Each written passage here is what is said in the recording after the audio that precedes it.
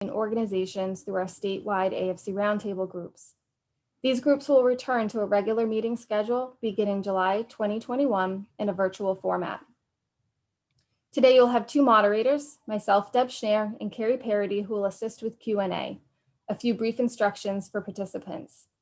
All participants have entered today's webinar muted and with their cameras turned off. We ask out of respect to our presenters that you do not turn your cameras on or mute unless directed by the moderators during the Q&A. Please submit your questions to the presenters through the chat located on your Zoom toolbar. The presenters will respond to your questions periodically throughout their presentation. Without further delay, we'd like to introduce today's presenters. Allison Ananis, Adult Foster Care and Group Adult Foster Care Program Manager. Sherry Hannigan, Deputy Director of Home and Community-Based Programs, and Linda Chor, Adult Foster Care and Group Adult Foster Care Program Specialist. Good morning. Good morning. Thank you for having us.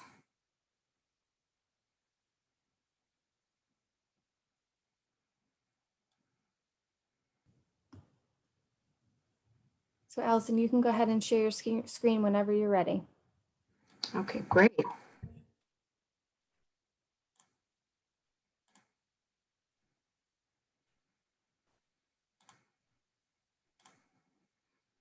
Can everybody see this presentation? Yes. Excellent. All right, I'm just going to minimize this. Great. Well, thank you all so much for having us. We're excited to be back at the 5th Annual AFC Summit webinar. This year is our first time presenting virtually, but we're really excited to be here. We have a lot of new information that we want to share with you all, specifically related to, the telehealth policy for adult foster care, and additional AFC COVID flexibilities. And then we'll end it with some discussion on the Universal Core Assessment, the UCA, that we've been working on as well. But I just wanted to sort of first begin just really commending you all on the work that you have been doing over the past 14 months, really, now going on 15 months since the pandemic hit. I know we've had to all sort of pivot in our daily lives, taking care of loved ones, taking care of friends, members, people in our community. So it's been challenging, but everybody has really stepped up to the plate and done a wonderful job. And I just wanted to share, specifically related to Massachusetts, some sort of really cool data points. And this is last updated a couple days ago, but you'll get the idea that in Massachusetts alone, we have given nearly 7.4 million doses of the COVID vaccine. That means about 3.26 million are fully vaccinated, which is about half of the population in Massachusetts. And we're actually one of the leading states in the country with vaccination rates. So we should all be really, really excited and proud of that effort. So again, thank you all for all of your work, and we'll continue to sort of move forward and navigate through the process as best as we can. But really, really amazing work for you all and for the state of Massachusetts. So MassHealth telehealth policy for adult foster care, we just actually put out a bulletin about a week or so ago to give further guidance about the telehealth policy. So the guidance in this bulletin will remain in effect for 90 days after the final date of the governor's declaration of state of emergency due to COVID-19. So I don't know if you've been following the news, but Governor Baker just announced that the state public health emergency will end June 15th, 2021, so next month. So these policies will be in effect 90 days after June 15th, 2021. Adult foster care providers may use telehealth for, and this is for initial evaluations. We strongly encourage providers to conduct initial evaluations in person with proper PPE. There may be certain circumstances in which telehealth use via video conference is appropriate. In those circumstances, evaluations may be conducted via hybrid model using a combination of telehealth and in-person methodology as appropriate. For reassessments, EOHHS strongly encourages providers to conduct reassessments in person with proper PPE. There may be certain circumstances in which telehealth use via video conference is appropriate. In those circumstances, reassessments may be conducted via hybrid model, utilizing a combination of the telehealth and in-person methodology as appropriate. For care management and nursing oversight visits, or community health worker visits, if applicable, we strongly encourage providers to resume conducting care management and nursing oversight visits in person with proper PPE. There may be circumstances for which telehealth is utilized in lieu of an in-person visit. It is a responsibility of the provider to make the determination if telehealth is appropriate for that particular visit, and the provider must document the reason in the member record.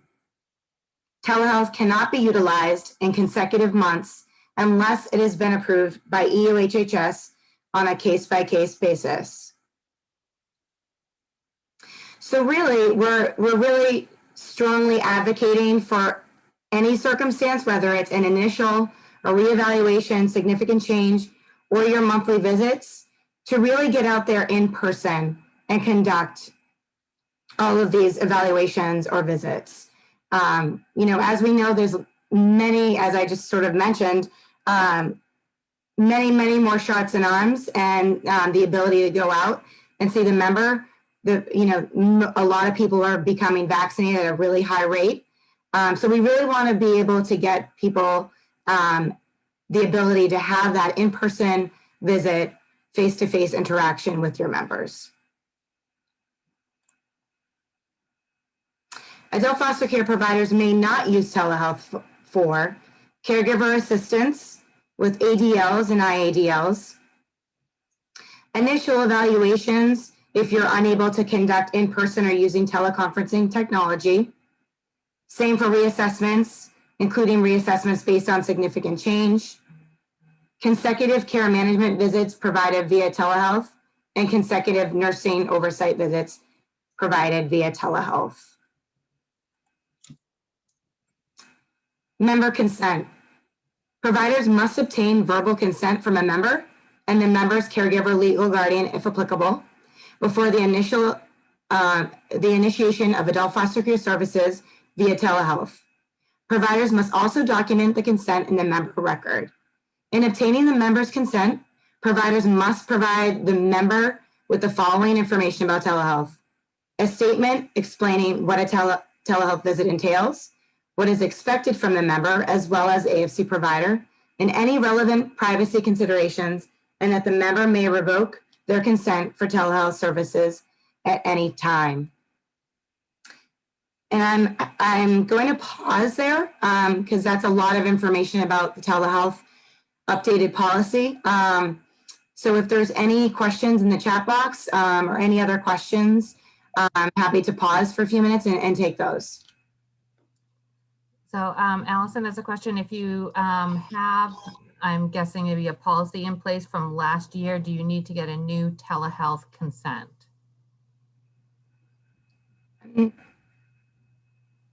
I'm not really sure what that means.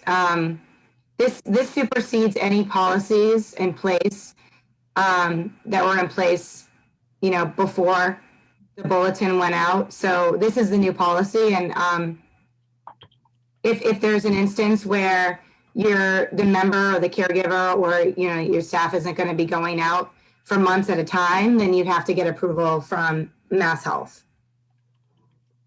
I think I'll also add that if you're referring to an actual telehealth policy that you had one of your members sign, and it includes all of these things, that it's probably still fine.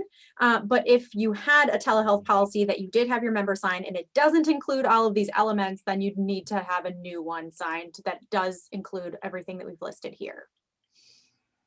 Thanks, Sherry. Okay, I'm sorry, Allison, I think you did answer this question, but can we do consecutive hybrid visits? So you can do hybrid visits as long as you're conducting some element of in-person, sort of face-to-face interaction. So if you're going out in person for half of the visit and then conducting, maybe you're doing teleconferencing first and then going out for the second half of the visit in person, then that's okay. I think that really the intent of this is to sort of move away from 100% telehealth and really get people to do these in-person visits on a regular basis. Okay, and then there was just looking for clarification. So are you recommending us to start in-person visits as soon as able or wait for the 90 days after the? In-person should be effective immediately. Okay. So as of the bulletin, which is published in May. Can we do the visits inside and do we need to physically distance? So we have to listen to the science, as you know, a lot of people, nearly half of Massachusetts now, almost more, are fully vaccinated. So you can go inside, wear a mask, make sure that everyone's comfortable. But visits can be inside. We know that if you're vaccinated, if everybody in the room is vaccinated, then your chances of getting COVID are slim to none.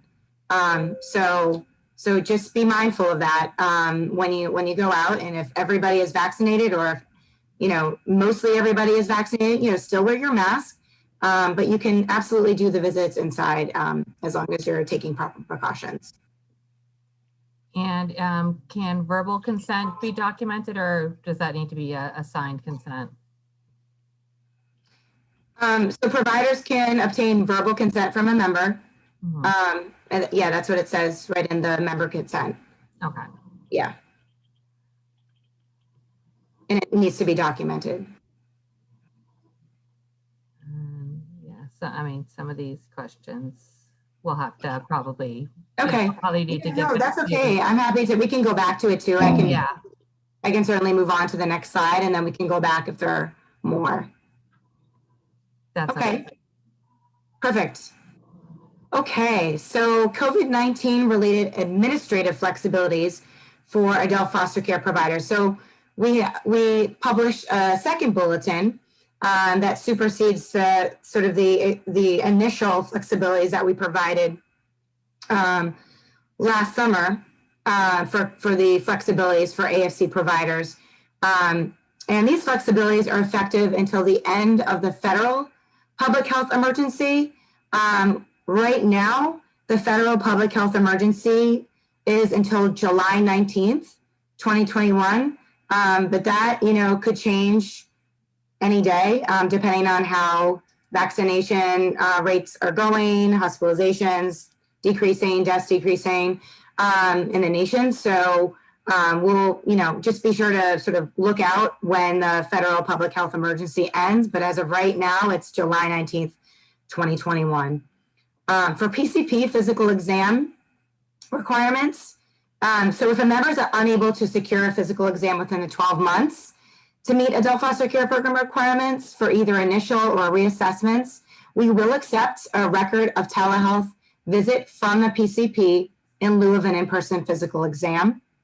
The telehealth checkup and well visit notes may be accepted as substitutes for in-person physicals when those notes include diagnosis, medication, and symptom review. Alternatively, if a member has not had a PCP visit within 12 months to meet the requirements for either initial or reeval, we will also accept documentation of a PCP visit and physical exam within the last 24 months. Before it was 18 months, we've extended it to 24 months. provided the date of the physical exam is clearly documented in the member record. Waiver of caregiver and employee physical exams and TB screenings prior to the start of services or employment. So AFC providers must clearly document if a caregiver or employee is unable to secure a physical exam or TB screening prior to the start of employment or start of service for caregivers due to COVID-19. We will also waive PCP and member signatures. So required signatures of PCP or physician forms are waived. Providers are still responsible for completing these forms and submitting them for PA purposes. Member signature requirements are waived as long as the provider documents the date, time, and verbal attestation from the member and include the note COVID-19 on required documents for record keeping purposes. So on that, I'm going to actually pause because that sort of is the end of the flexibilities. And I'll take some questions for this portion of the presentation as well.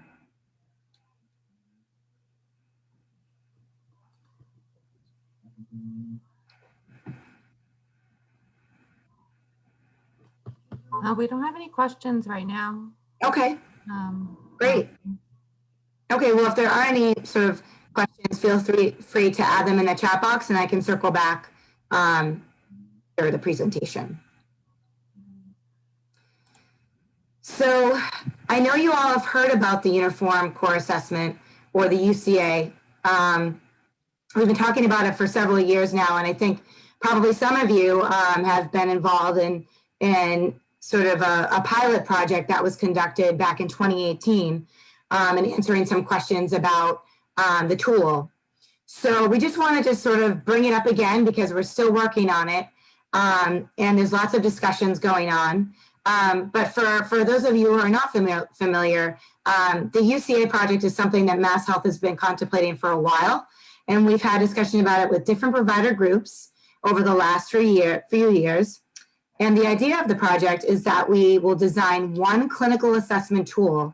So for example, the MDS-HC, that can be used for as many fee-for-service programs as possible. So it could be used for adult day health, AFC, GFC, and really sort of have a robust system in place that can be used for many, many programs.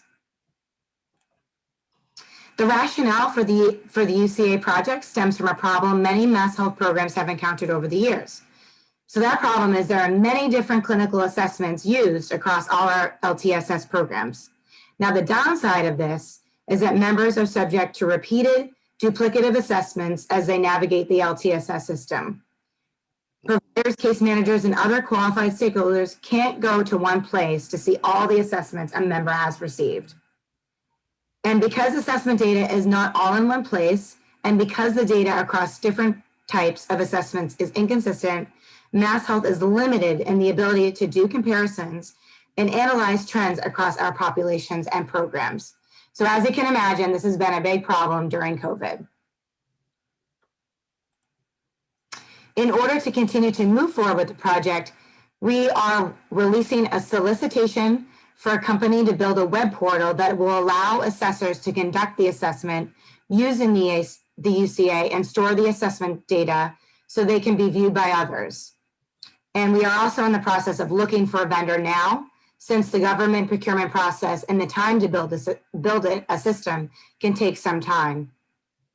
Our goal is to implement the UCA within 2 years. Now, again, that's subject to change depending on how quickly we can get a vendor and build the system, but a targeted date is within 2 years. And we'll certainly keep you apprised. MassHealth will continue to share updates about the process of the UCA tool, how it will be used, and other project developments. So again, this is a really exciting project that that has been in the works for a while, and we'll certainly keep you updated on any updates that we have. And lastly, we just always want to include information for our LTSS Provider Service Center, phone, email, the portal.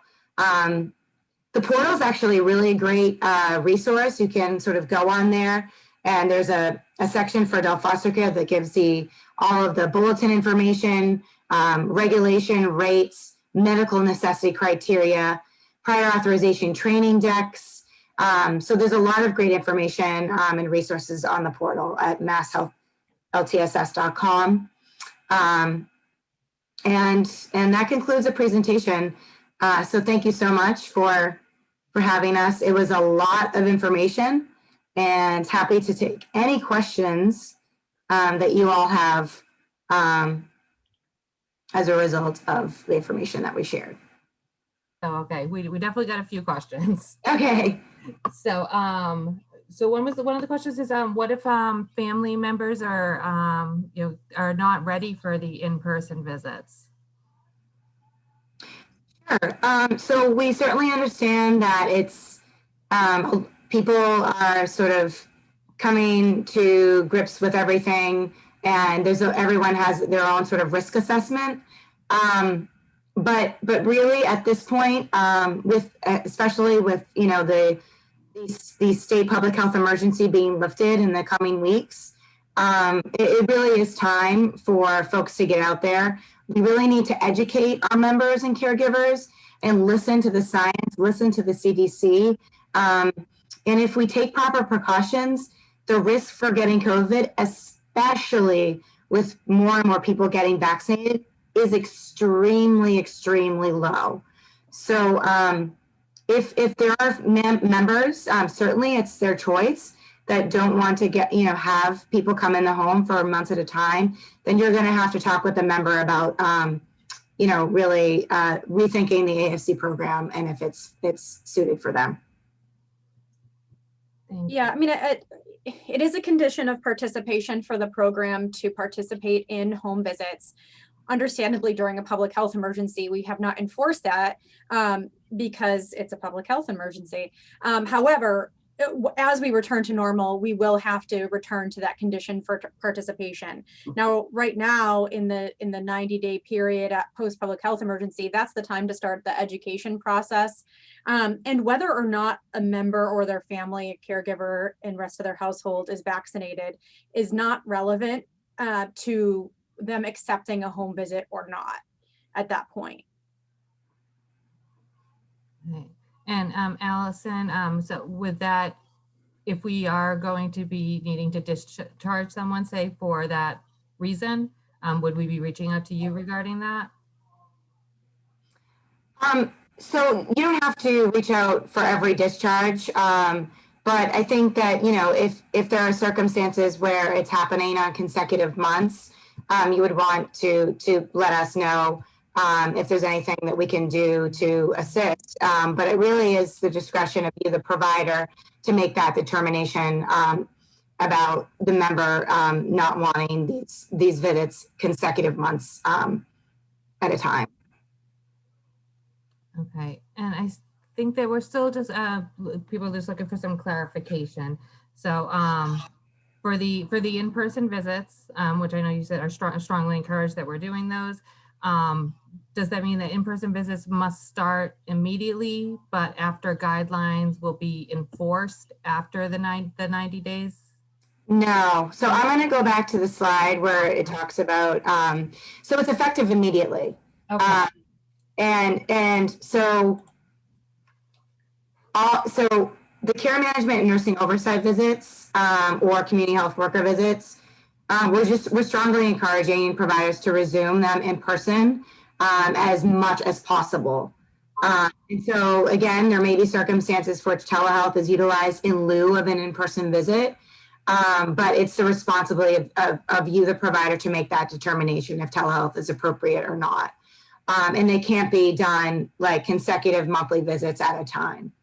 So you can still use telehealth, but it just can't be, every single month. And you can also, get creative and start the visit via teleconferencing and then go in person, maybe outside if there's a patio or a deck, or if people feel more comfortable doing it outside of their actual physical home.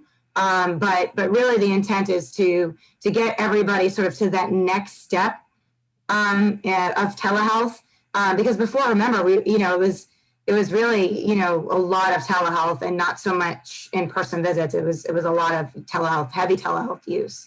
Now we're saying, please get back out there as much as possible, because 90 days from now, after June 15th, we're going to be going back to sort of normal business. And so we really need to sort of get to that next phase of telehealth where you're going out and doing in person in some capacity.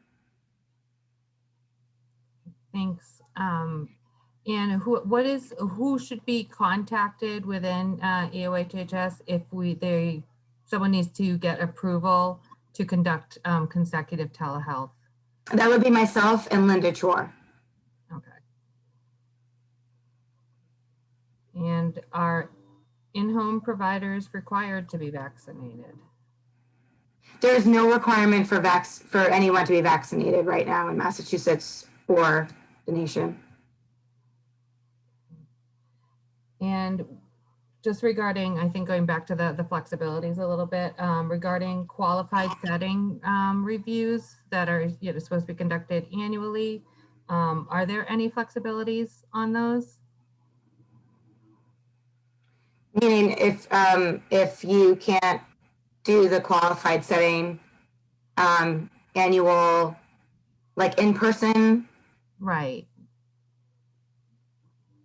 Well, I guess I would, if we're resuming the monthly visits and the bi-monthly visits, we would have to sort of discuss that, because if you're already going in the home, I don't see why you wouldn't be able to do that. Maybe double up with one of the visits.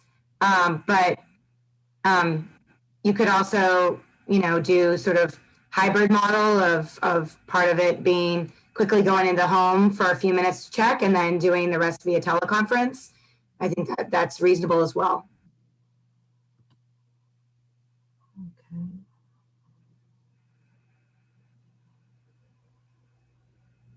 I'm sorry, I'm just trying to read through the. Sure, no problem.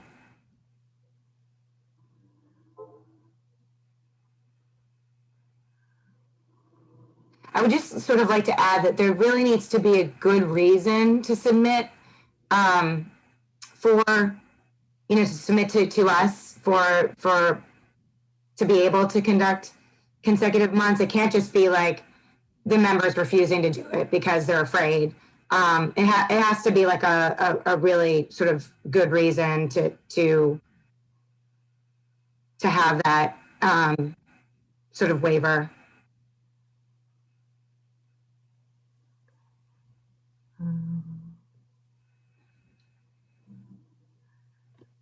This is regarding billing. If AFC claims billing, when will MassHealth stop accepting the telehealth place of service code 02? Is it 90 days after the end of the state of emergency? We actually, AFC doesn't use that code. So if you're billing that code, you don't, that's not something that we've asked you to do. So you're just billing your normal code for billing purposes. So, you're documented in the member record if you're using telehealth, but you're not billing any differently. You shouldn't have been billing differently at all throughout this. So this is kind of like situation specific, but there's a person who is a part-time registered nurse who also works at a hospital with COVID patients. Therefore, she is unable to be in physical contact with families and staff. Would this circumstance be considered medically necessary to continue telehealth phone conferencing? Can I ask where that directive has, I guess I need to understand a little bit more about where that directive has come from, because that has not come from MassHealth. And we have not directed that hospital workers who are working in other capacities are unable to interact with folks. Yeah. Okay. So whoever,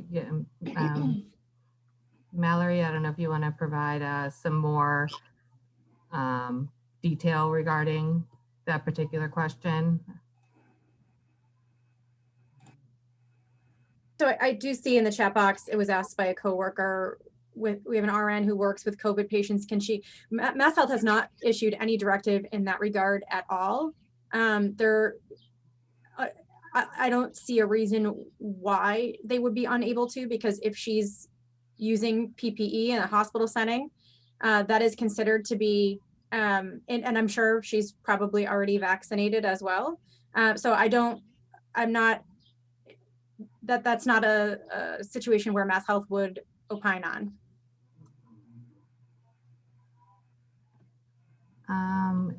Can we use telehealth after September 15th if the client or caregiver is sick on the date of their visit?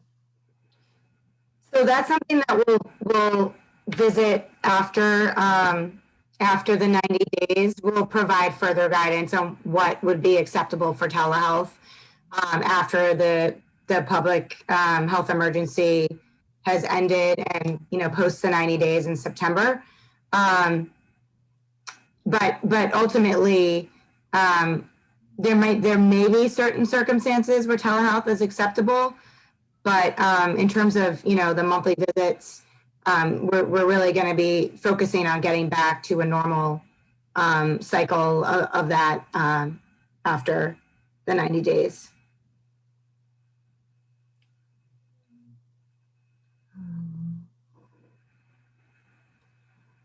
So regarding the consecutive visits, so for level 1 visits, so where there's the RN and the CM, is it just consecutive monthly visits or consecutive visits by the RN or the care manager or CHW, whatever the case may be? So I think we need to get it sort of away from like the actual consecutive. I know we keep on saying consecutive, but really the intent is the member needs to be physically seen. We're strongly encouraging that the member needs to be physically seen, at least by our RN and case manager if it's level 1, like, every month.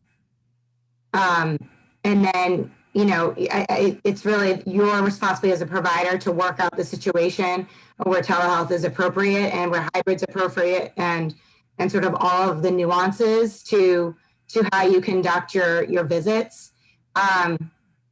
But our message is that, as much as possible, we want to get back to normal course of the cadence of visits as possible as we sort of go into a new phase of this telehealth and then ultimately get back to business after the 90 days from June 15th. So that's sort of our message there. Great. And so there's another, if a family member tests positive for COVID, do they have to provide a negative test before we can go in, do an in-person visit? That's up to you as the provider to determine that. Certainly, we don't want anyone going in the home if someone tests negative. I mean, if someone tests positive for COVID. So absolutely, if that's the case, please don't go out. We want everyone to stay safe and make sure that everybody is sort of quarantined from that person who tested positive.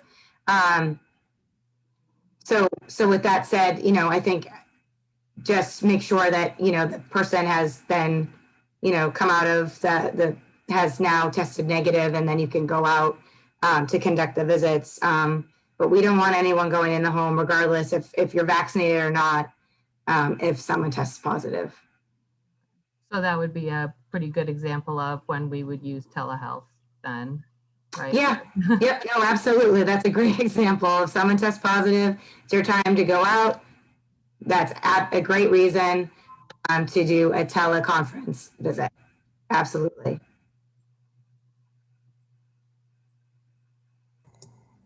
Allison, Yes. if that's the case, would we still just run it by you first and then document that we spoke with you? No, it's because if you're not doing it consecutive months, then you don't have to run it by us at all.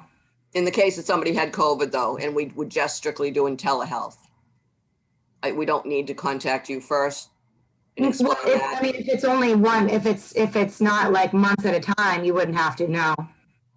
But you Okay. would, we are, as you know, we are collecting the COVID positive cases. So you would want to report that to Linda Chor. Yes. Yep. Yeah, exactly. But no, if it's sort of that just 1 month and it's not consecutively, then you don't need to ask for permission because you Okay. can Just document.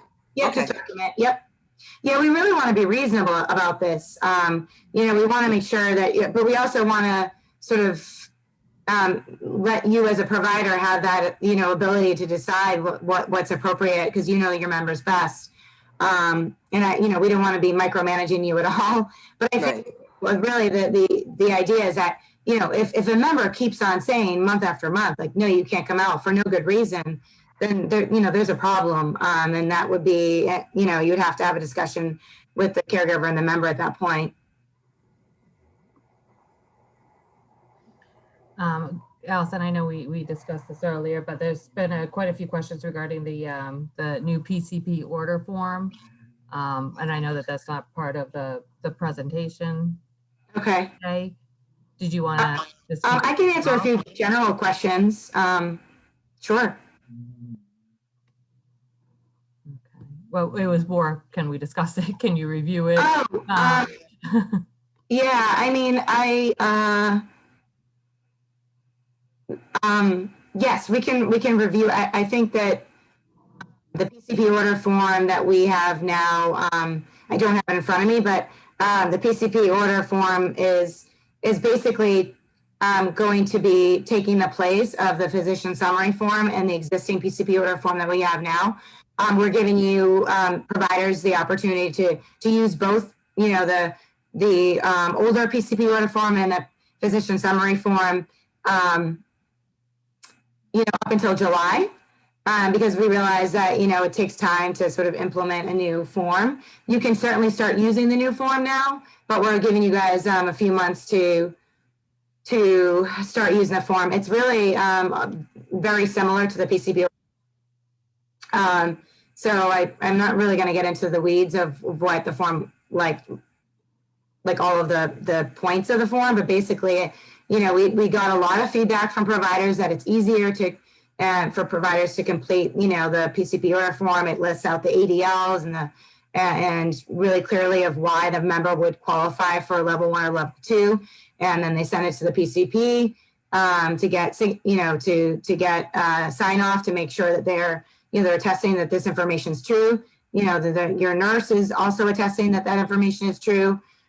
So we think that will really cut down on the deferral process as well, sort of going back and forth with the PA review team because it's a more robust form. So I think it's going to be really great. So one question regarding the PCP order form is, are we supposed to type anything after the statement prescribing providers MassHealth provider ID/service location? That's not something that we've typed anything in the past. Is that changed, and do we now need to type something in that box? And I know you don't have the form in front of you. I was going to see if I could pull it up myself. Yeah. I think we'll probably, specific questions about the actual form. Maybe we can jot them down. Yeah. And we can answer them sort of offline. But anything that's on the form now really isn't a lot different from what was on the PCP, the older PCP form. So. Okay, yeah, I can get these questions to you afterwards, Allison. Okay. And can we start using the new PCP form now for intakes instead of physician summary form? That was yes. Yep. Yeah, exactly. Okay.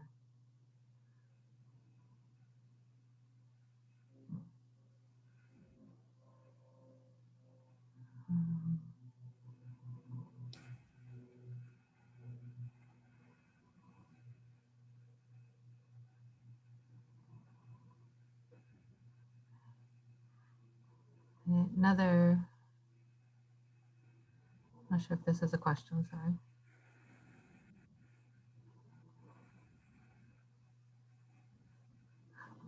Yeah, regarding, I guess, the billing code, that where the rate of payment for service delivered via telehealth will be the same as rates of payment for service delivered. Methods set forth in the applicable regulation. Providers must include place of service code O2 when submitting a claim for services. That's not applicable for AFC. We've Okay. we've never asked providers to do to bill for the O2 code. Okay, Yeah, just bill the, just bill the S5140 TG, whatever, for whatever modifier. So no, you're not using the O2 code at all. thank you. Sure. Just to also clarify, if you did, obviously you've been paid this whole time, otherwise we would have heard from you sooner. Yeah. So it was not relevant whether or not you did use the O2 code, it's okay. But you don't have to. And so it's just probably adding an additional burden to your billing. Yeah.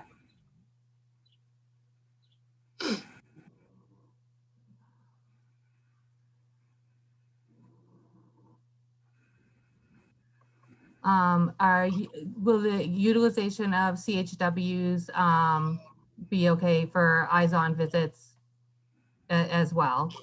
Yep. Yeah. However, you already have your community health workers sort of in the multidisciplinary team, you can, continue on with that however you choose. Okay. So, I mean, just to let people know, I am skipping a few questions here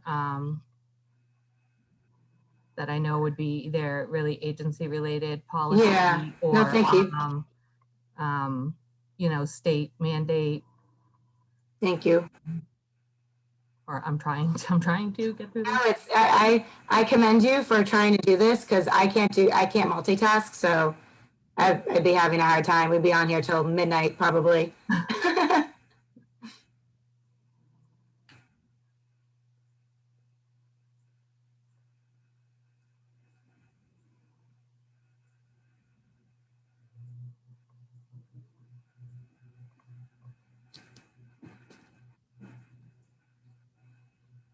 Yeah, so like Sheena, there still looks like there's just a little bit of confusion about the June 15th date. Want to make sure that clarification that telehealth visits stop June 15th. No. That's not Nope. what. No. Okay. So, yeah, let me say this again so everybody can hear it. So the guidance in this bulletin will remain in effect for 90 days after the final date of the governor's declaration of a state's emergency due to COVID-19. So it's 90 days after June 15th, 2021.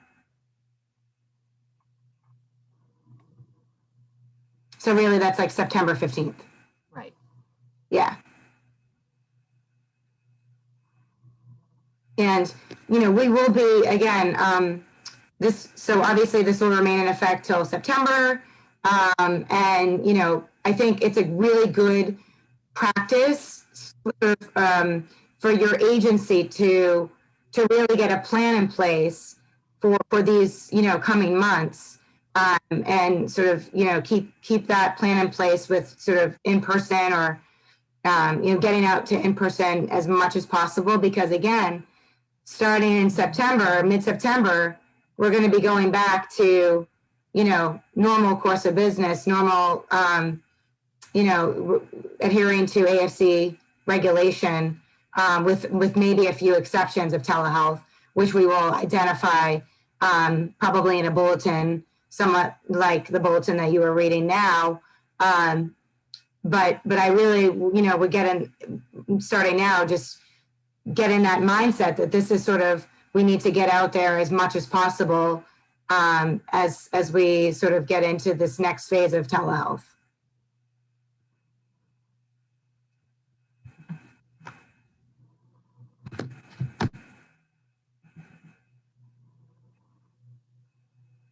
Yeah, I just want to, Allison, are you sharing these slides with us afterwards?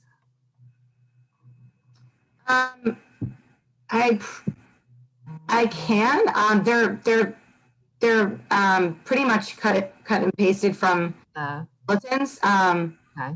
Like with the exception of UCA, but I'm happy to share it with you guys if you want. If you want it. Okay, yeah, I think just like, so it is just a lot of information. So I think people are just kind of going back and forth trying to make sure that they got anything, but Sure. Yeah, I'm happy to. It does say confidential for policy development purposes only. So, we ask that you don't sort of share widely. But this is all published on mass.gov with the exception of UCA updates, which is, fine to look at as well. This is just sort of talking points. But I'm happy, I can share the deck with you guys after for sure. I think that'd be really helpful. Yeah. Like I said, it's all, it's all what's in the bulletins. Okay.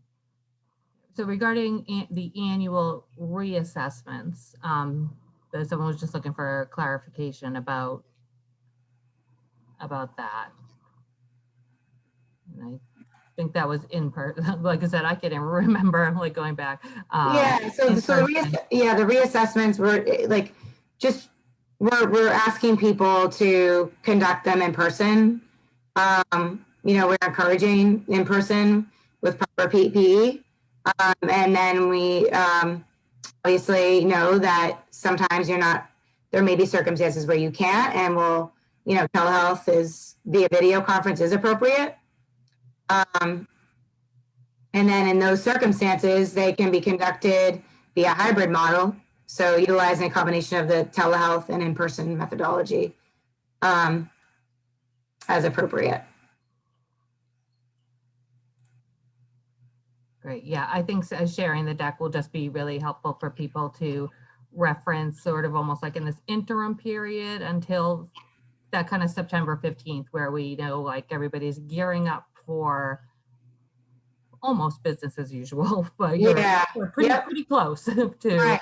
Right. Yeah. And just, we did list at the bottom the bulletins.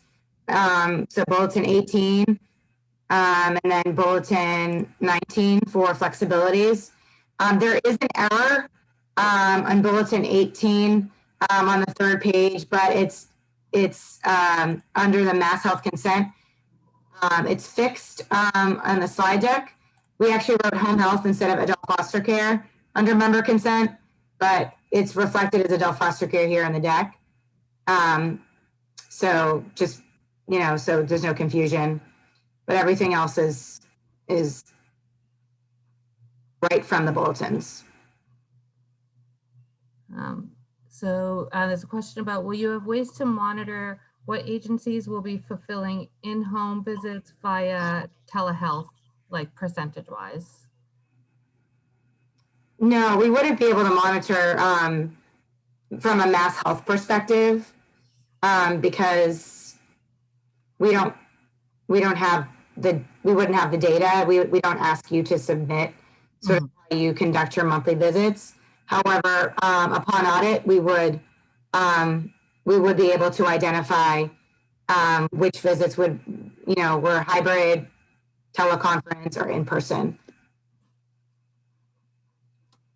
I think that speaks as well to the importance of the documentation. So that, particularly when you've requested from MassHealth that for a special circumstance where someone might have consecutive visits, multiple consecutive visits, because, it's not Allison and I who are conducting those audits, or Linda. It's Optum who is coming out and doing that. And so you want to make sure that your documentation supports what you've been approved for.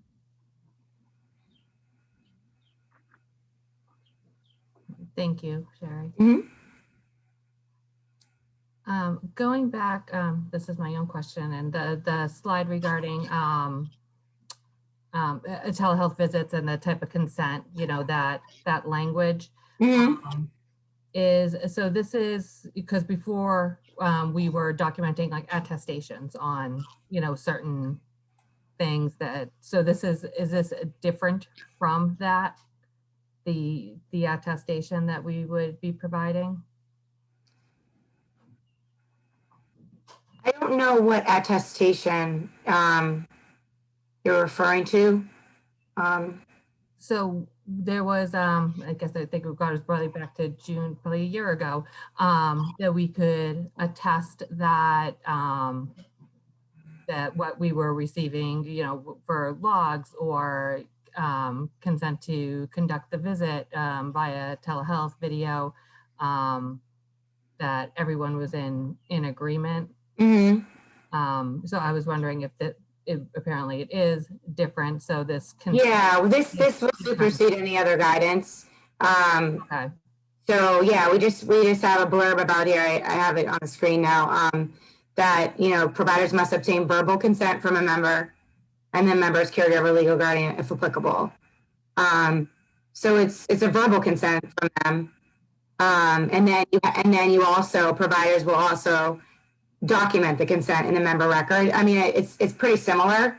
It's just attesting to the provider. You know, you're getting the verbal consent from the member and then the caregiver or guardian. And then you as a provider will also document the consent in the member record. okay, yep, that makes sense. And Yeah. so just going back, so over the past year where we do have, you know, some forms where we were documenting attestations. I know a lot of people were questioning, do we need to go back and get signatures for that once we're back to business? So we're going to be looking for a year's worth of. No, we won't be asking for any of, you know, we would never ask providers, that would be really mean of us. Ask for information for like 14, 15 months. Same with like PCP orders and stuff like that. We would never ask you to go back to the doctor to get stuff that was in the past. It would be all perspective. Okay, but that was a lot of questions about, not in here, but just. Yeah, no, it's I've heard a lot about how many signatures are we going to have to get?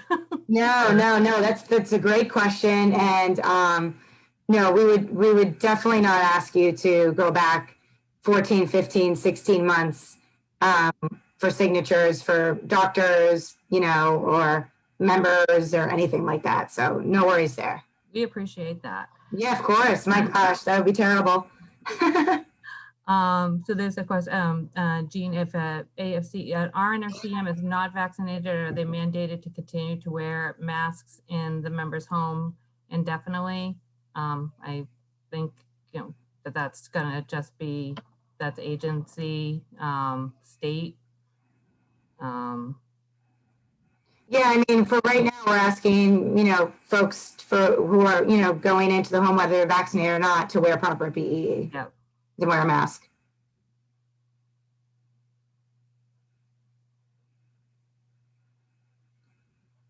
I, for one, will always wear a mask now when I ride a train, a plane, a bus.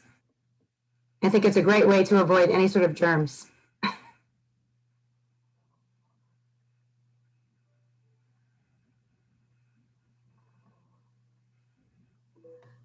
There was a, oh, sorry, gotta scroll again.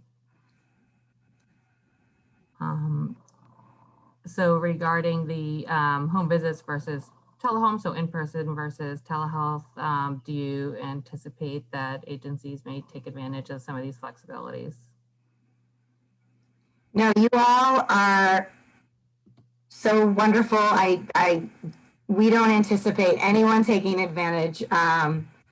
However, you know, we just want to ensure that, you know, if by chance, it may not even be an agency, it could be, you know, a member or a caregiver, you know, we just want to make sure that people are being seen and the care is being provided. But no, we do not think anyone will take advantage of this. Well, and also the bottom line is you all get audited at some point. So it's not very wise to do that. Yeah, no, it's not wise. That's for sure.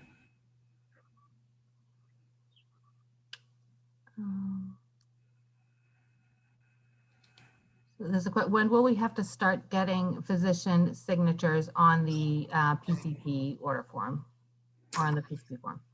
So that'll end after the federal public health emergency. which right now is July 19th.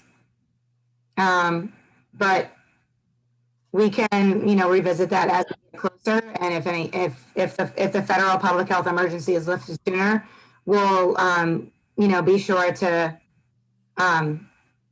figure out if that date works for folks in Massachusetts. But as the bulletin states, these flexibilities are effective until the end of the federal public health emergency.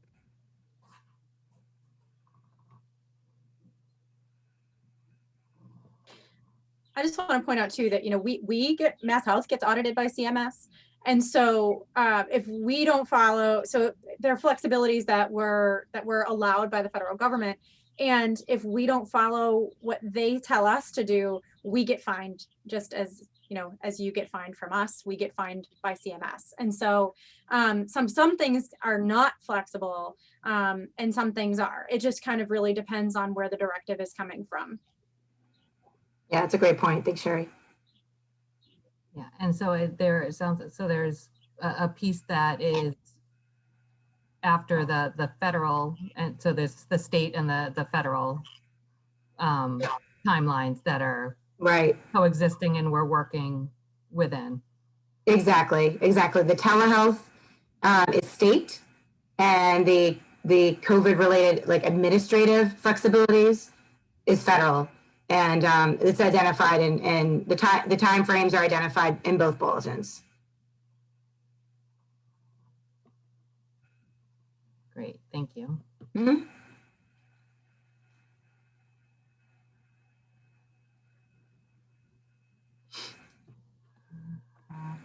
No more questions popping up right now. Okay. Until I said that.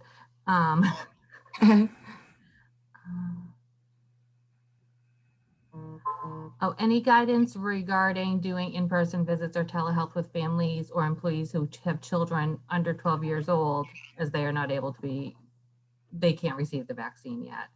Yeah, it doesn't. Yeah, I mean, it doesn't matter.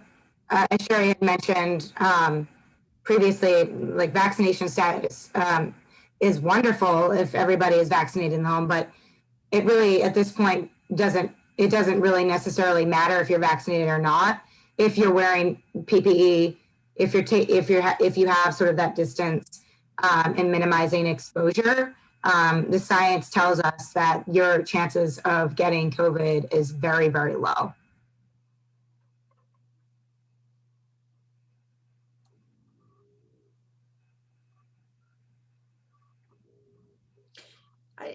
We understand people's hesitation is real.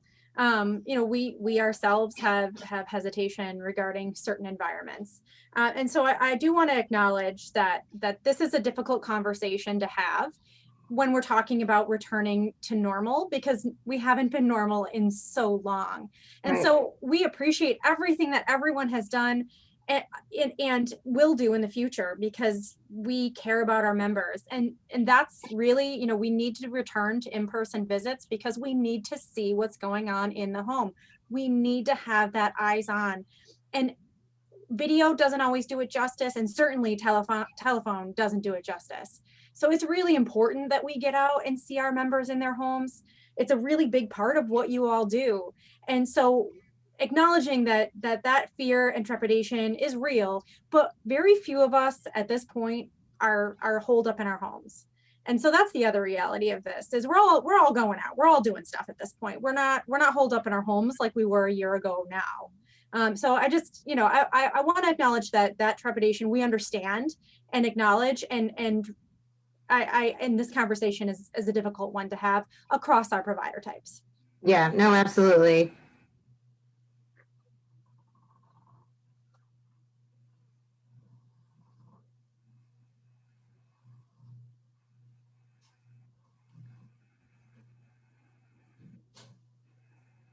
Okay.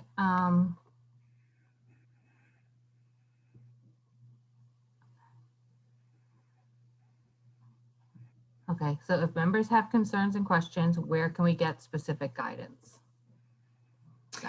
So we have a great resource on mass.gov that basically there's a lot of like, posters and like fact sheets that really do a great job explaining what COVID is, how you could, transmit it, or and sort of what the science is telling you versus what is like myths. So mass.gov is a great resource. And we do share that often with our, in our meetings that we have. But if, let's see, I could share it with you all as well after the meeting. I can send the link to you, Carrie, and you can pass it along to folks to share with their staff and their members and caregivers. Because education is power.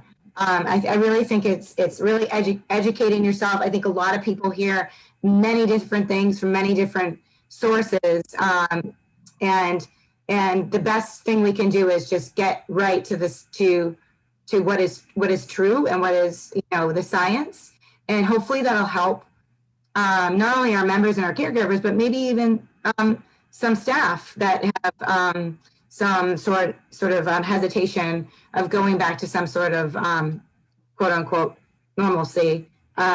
So it's a great resource, and I will, along with the deck, I'll share the link where you can go to on mass.gov to start dispersing that information to the community, because I think it's really important, and that's really what's going to get us to that next phase of sort of not being as fearful.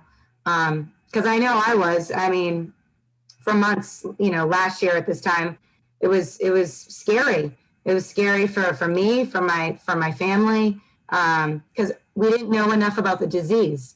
We were wiping down our groceries with Lysol and surfaces, all of that stuff.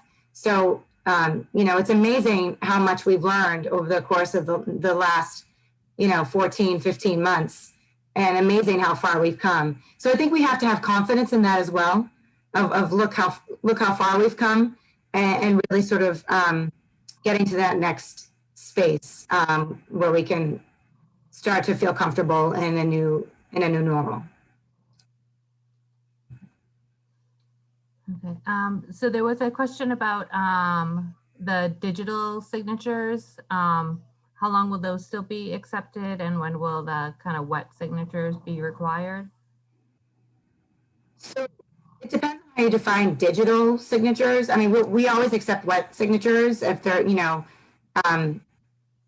have actually in the PA deck that what we describe as what's acceptable. But it can't just be like a fillable signature like on a Word document or anything like that. It would have to be like password protected or like Adobe. So yeah, it couldn't just be like you're signing on a Word doc. That's that. Right. So I'm wondering if this question is regarding, so a submission of, say, like the MDS, you can write that COVID-19 sign off and then kind of type in your name. I think somebody correct me if I'm wrong. When will that be a requirement? So that was within the flexibilities, that COVID-19 wording, will it change over to, it's got to be, like you said, Adobe or DocuSign, a legal, digital signature or a wet signature? Yeah, but I think that was because you were submitting documentation that was within a certain time frame. In terms of, for example, we're waiving PCP and member signatures right now, and so that it doesn't really matter. That's where you're noting the COVID-19 on the sort of on the required documents. So that's where we're waiving the signatures related to like this physician summary forms, PCP order forms, and all of that stuff. but the waiving of those signatures on those forms, again, will end when the federal public emergency ends, which at this point is July 19th. Okay. And there's just a question about the bulletin 18 is dated May 2021. What's the start date of that? Is that May 1st? Is it, I don't know what date. Effective in May. It would be effective immediately. Okay. Yep.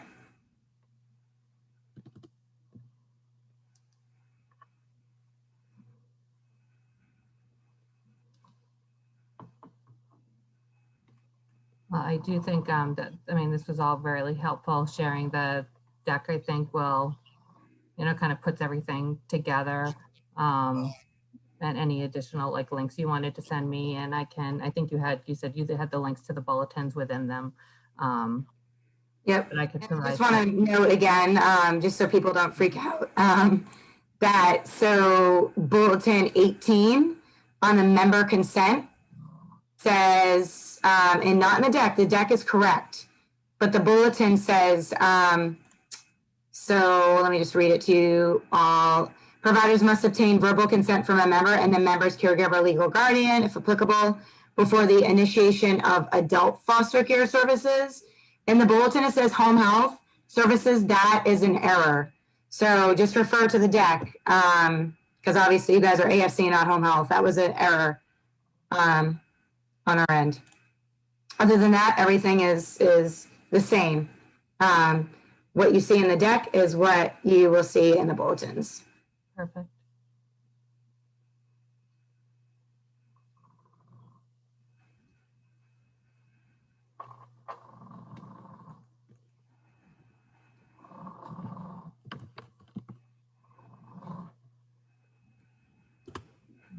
All And right. as the last couple of questions are rolling in, I just want to remind people that in addition to the slide deck being shared, the recording of all the webinars this week will be placed on the AFC Summit webpage in the upcoming week. So important for today too, which includes the Q&A and clarification on the points as it relates to the bulletin, and the slides will be included in that video.